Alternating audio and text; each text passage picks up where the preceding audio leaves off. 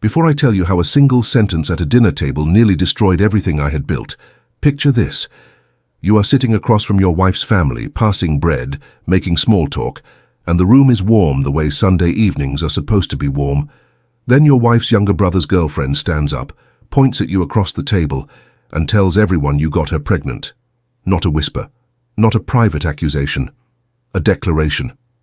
Loud enough that the woman pouring iced tea in the kitchen stops moving. Your wife goes completely still beside you, and the man you have always tried to be, honest, steady, trustworthy, means absolutely nothing in that room anymore. That was my Sunday evening in March. And what happened next taught me that the truth does not always arrive on time, but when it does, it arrives like a verdict. Before the story gets darker, like this video, subscribe to the channel and tell me in the comments what city you are watching from. Because betrayal does not always come from strangers. Sometimes it sits at your kitchen table, calls you husband, and waits for you to stop breathing. My name is Marcus Webb. I am 51 years old. For 22 years, I worked as a civil engineer for a municipal firm in Columbus, Ohio. I started as a draftsman at 23, reading other men's blueprints. By 40, I was designing bridges. I missed my own birthday 3 years running because of deadline seasons. I worked weekends. I drove an old truck until it had 200,000 miles because every spare dollar went into savings, into our house, into the retirement account I built line by line. My wife Caroline and I had been married 9 years. We met when I was doing site work near her office building. She brought me coffee one afternoon because it was raining and I was standing in it. That was the kind of woman she was. We never had children, but we had a life that felt full. Her family was loud, close, and everywhere. Sunday dinners every week without exception. I did not grow up with that kind of family. I held on to hers like it was partly mine. Caroline's younger brother, Derek, was 28. Easy smile, never held a job longer than a year, but charming enough that nobody ever said so out loud. He had been dating a woman named Simone for about 6 months. Simone was 25, pretty, quick-talking, always watching the room. The first time I noticed something wrong was at Thanksgiving. Derek had pulled Caroline aside near the kitchen, and they talked in low voices for almost 10 minutes. When Caroline came back to the table, she was quieter than usual. I asked her later what it was about. She said Derek owed some people money and was asking for help. I offered to lend him some. She said no, we handled it. I left it alone. That was my first mistake. I treated it the way you treat a small crack in a wall, noticed it, then looked away. The incidents came slowly at first, the way pressure builds before a pipe breaks. In January, Derek started asking me questions about our house. Casual questions. What we paid for it, whether we had refinanced, what equity looked like in our neighborhood. I answered honestly because I had no reason not to.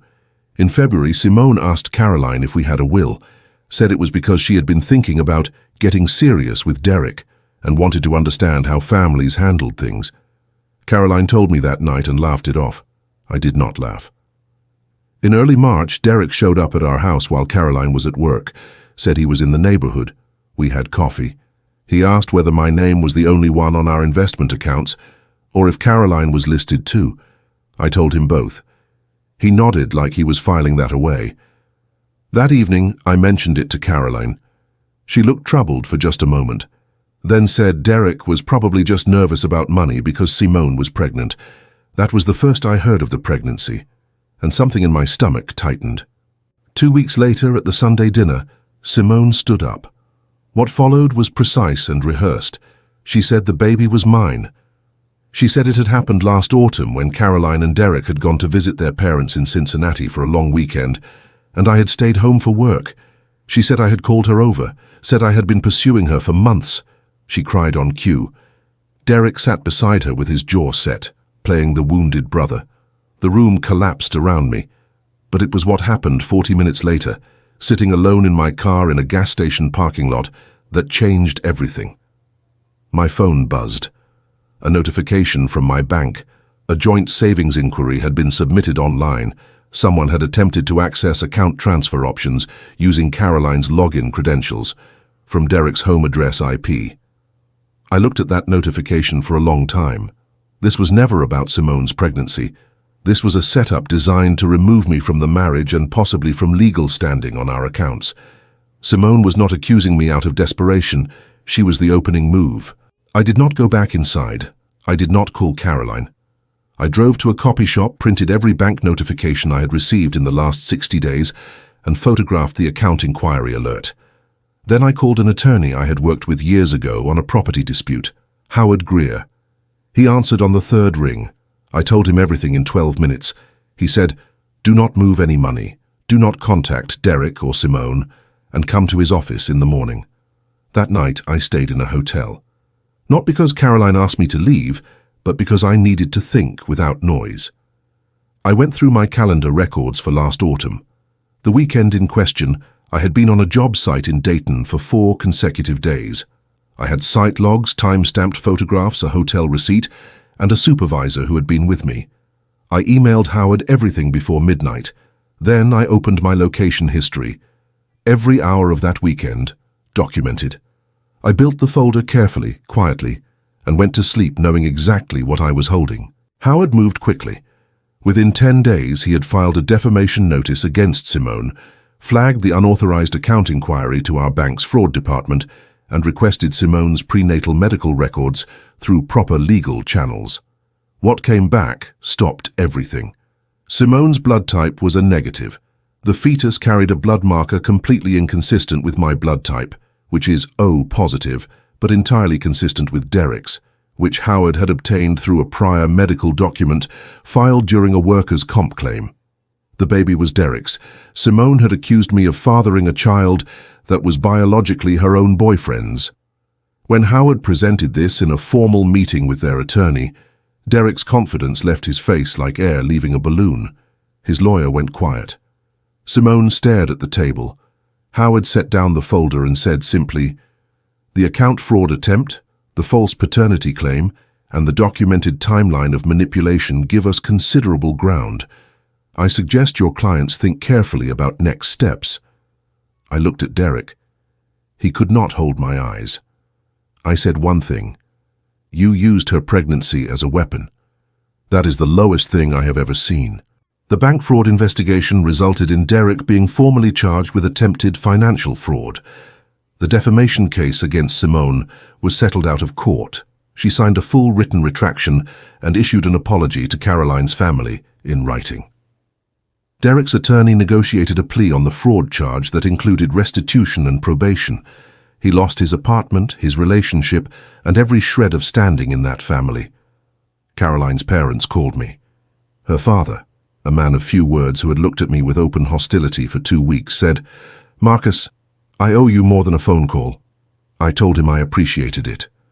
Howard called the same afternoon. "It's done," he said. "Every piece. They have nothing left to bring."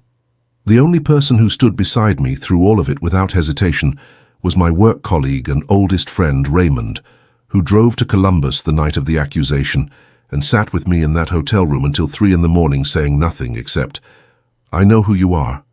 Build the case." Caroline and I did not separate, but something shifted, something that does not fully shift back.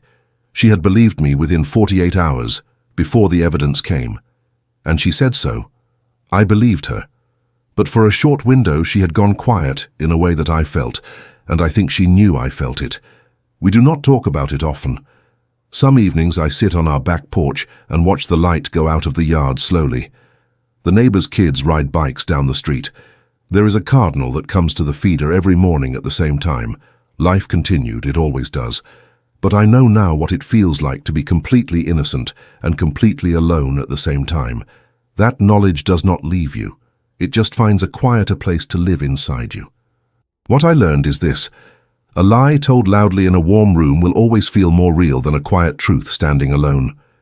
People believe performance.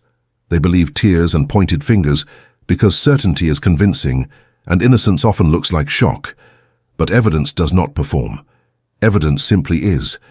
And if you are ever accused of something you did not do, do not beg. Do not explain yourself to people already holding the verdict. Go find the proof. Go find one person who knows you, and build. If this story stayed with you, subscribe and leave your city in the comments. It means more than you know. I will see you in the next one.